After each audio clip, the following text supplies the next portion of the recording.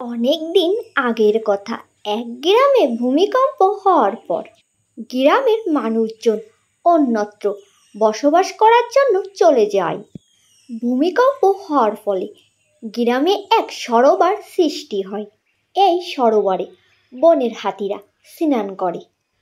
বনের হাতিরা যে পথে সরোবরে স্নান করার জন্য যাওয়া আসা করে, সেই পথে ইঁদুরের বাচ্চারা হাতির পায়ের তলায় পড়ে আহত হয়, পিষে মারা যায়।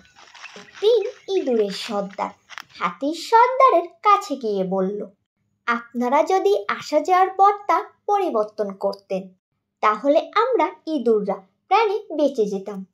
আপনার এই কথা আমরা মনে রাখতাম এবং আপনার উপকারে আমরা কোনো সময় এগিয়ে আসতাম। হাতির সর্দার তখন বলে, আমরা এত বড় শরীর নিয়ে চলি, তোমরা ওইটুকু একটা পুচকে ইঁদুর কি আমাদের উপকারে আসবে? ইঁদুর বলল, হতে পারে আমরা ছোট্ট প্রাণী, কিন্তু সুযোগ মতো আমরাও আপনার উপকারে আসতে পারি। ইঁদুরের এইসব কথা শুনে হাতির খুব মায়া হলো। হাতি বলল, ঠিক আছে, যাও, আজ থেকে আমরা পথ পরিবর্তন করে চলব। ইঁদুরটি খুশি মনে চলে গেল। কিছুদিন পর শিকারির জালে কয়েকটা হাতি আটকা পড়ল।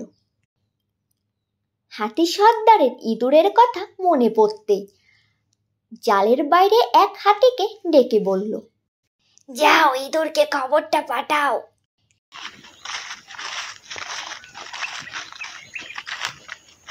ইঁদুরটি এই খবরটি পাওয়া মাত্র তার দলবল নিয়ে এসে জালটি কেটে হাতিদেরকে মুক্ত করল।